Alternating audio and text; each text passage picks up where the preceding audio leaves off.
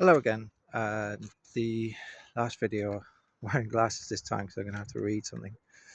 I explained that I had sort of handwritten a statement regarding the WealthTek case and the coordinated coercion and regarding also my involvement as a whistleblower and identifying very serious conflicts of interest at the FCA, and how that linked to my own affairs and ongoing investigation into extraordinary corruption and um, racism, that's sort of polluting the care system, resulting in um, long-term care orders being preferred over repairing families and furnishing private equity with long-term inflation-backed, inflation-linked, protected even government cash flows. So I'm going to start reading the statement I submitted. It's been done this way because I do feel my personal safety is under risk, and I can be subject to a checker style raid. House could be violated at any time, could be taken to fourth banks, aka the Lubyanka, and subject to more psychological and physical abuse. So, but I have to read this statement in a bite-sizable form because it's quite long. So I have to do a series of videos, and I'm also going to have to depart from it and give you some context between the paragraphs, and I'll try to make it clear when I'm doing that. So here goes. This is what I provided to Southwark Court, Grand Court, and to also copying in the representatives of John Dance. So this is regarding the FCA versus John Dance case. When I left Vertum Asset Management with concerns over the safety of client assets in May 2021, it was one of the saddest periods of my life. It was a company I held in great affection. The company had lost its way and was a shadow of what John had aspired it to be at outset. I think I've covered some of that in the book, and it was an extremely stressful time. It had a massive impact on my mental health because I'll expand on what I wrote in Lost the Races. I did go through a process of deduction which led me to these conclusions, but there were also other aspects as well. I suspected it very, very early. Other people didn't and wouldn't back me. People still working in the industry, claiming to be experienced and highly qualified. Um, and every day it was like a bit of a moral agony because I was torn between how I could get out. I needed to get out because I was having to balance. Because if you whistleblow, I think I've shown what happens when you whistleblow. You don't get backed.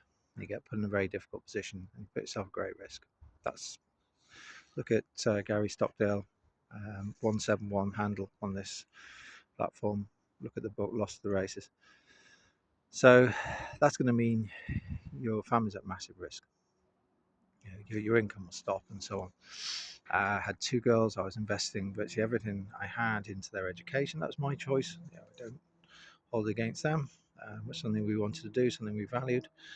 And being self-employed, that my income would stop immediately. And but I also aware that clients are at risk, and I cared for them deeply too. So it was like an emotional balance.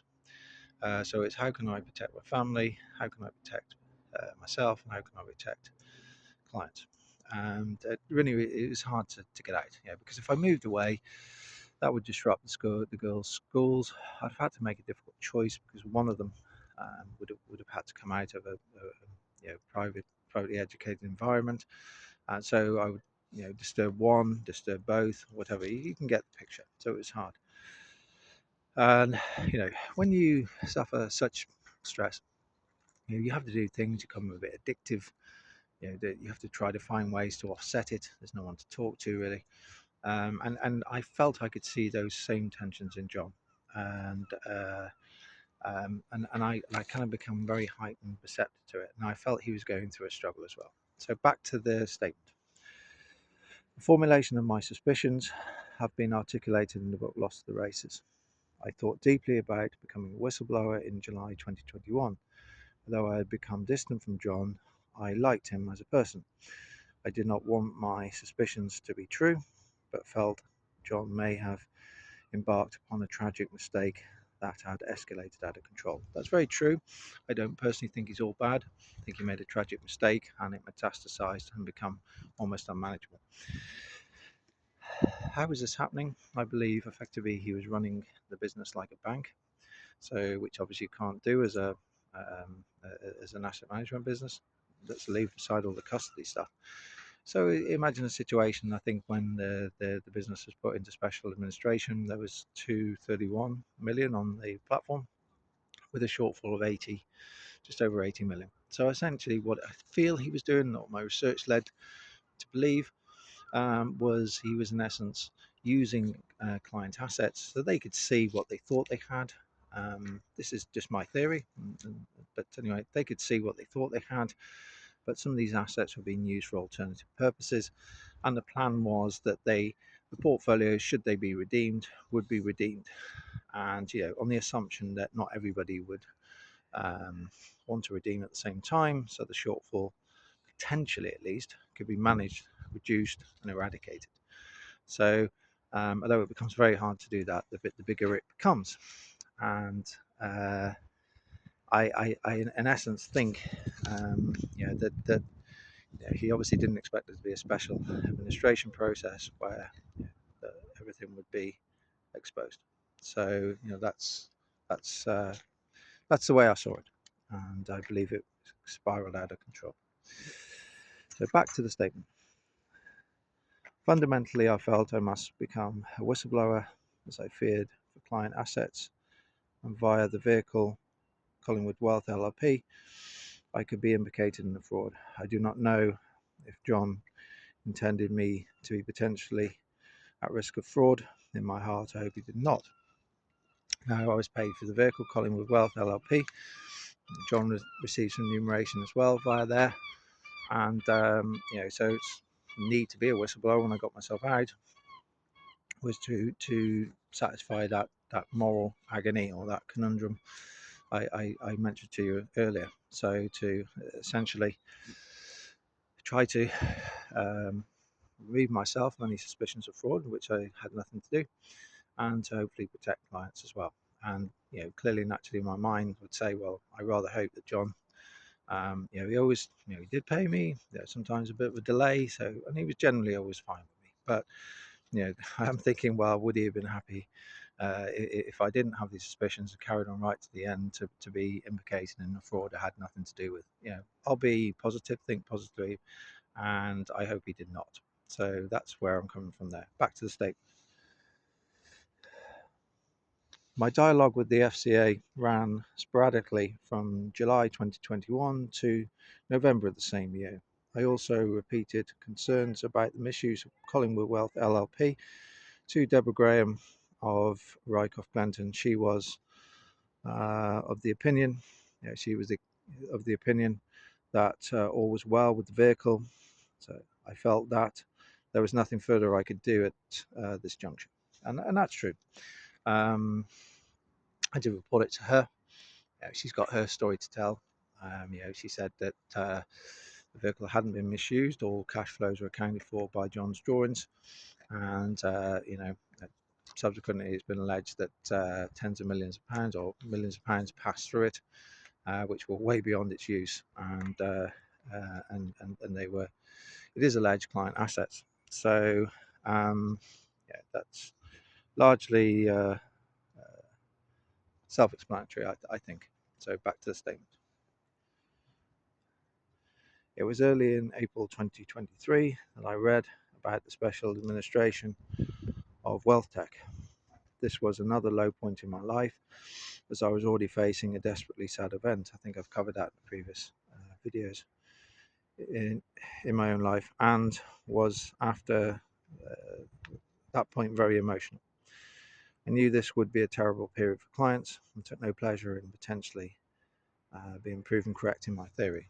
So the context behind that is, of course, that I was very sad.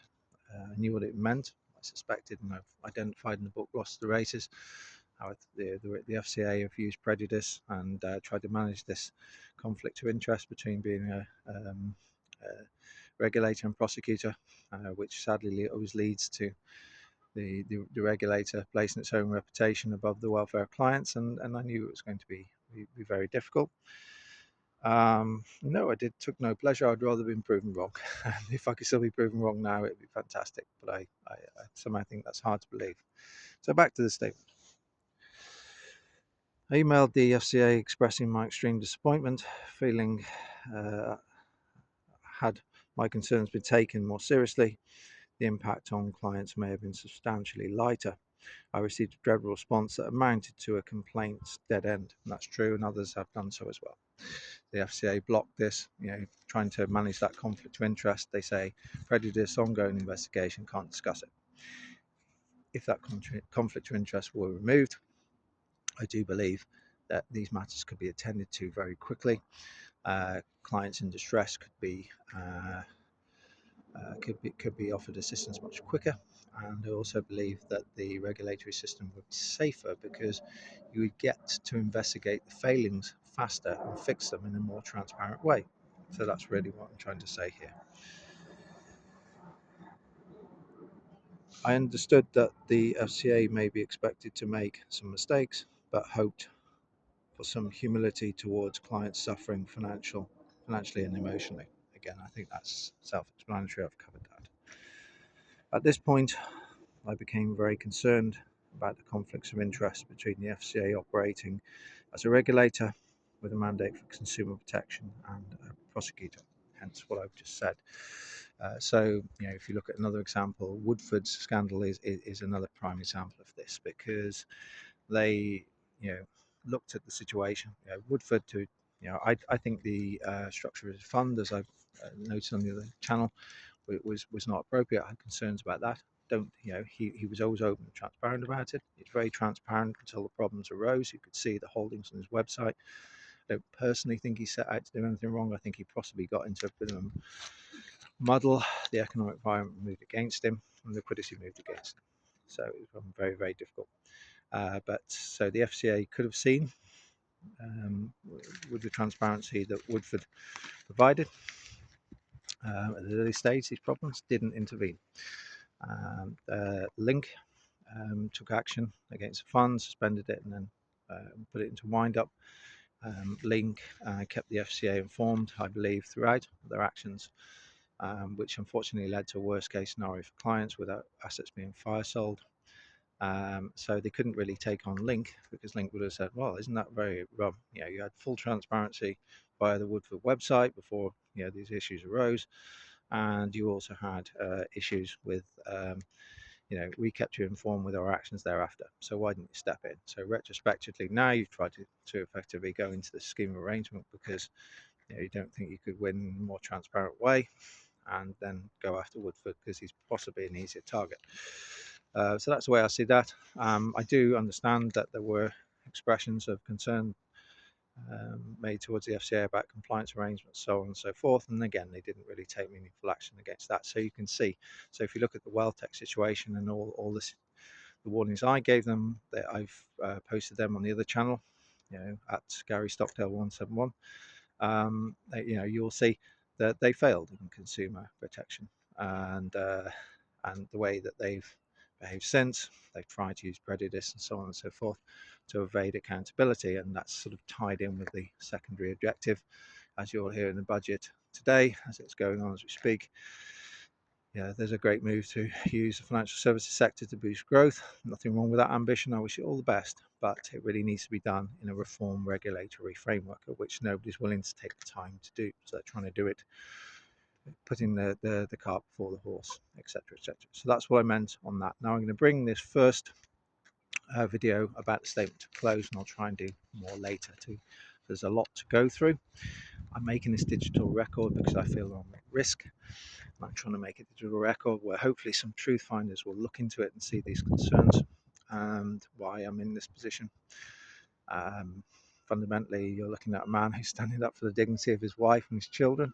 The child, I think older, sadly wanted to go her own way, and she's entitled to do so. Very disappointed, but we wish her all the best. But standing up for the heritage of his younger daughter, standing up for the dignity of his wife, standing up against racism and corruption. And hopefully I can help other people along the way, even if I do meet with harm myself. I think what's going to happen is they've initiated this action by the Rachel Hudson, this harassment, and I've explained why I believe, and I've written to her saying we are going to expose this, and we are now, because we believe there's racism and corruption. And I think the previous video gives some flavour on that.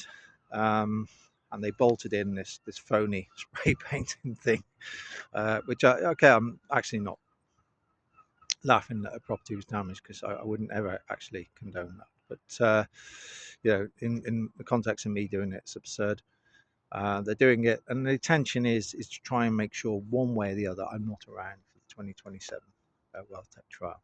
So there's a lot of corruption here. There's corruption in the financial systems, corruption in the care system. They're all leading a similar sort of direction. So that's it for now on this video. Take care.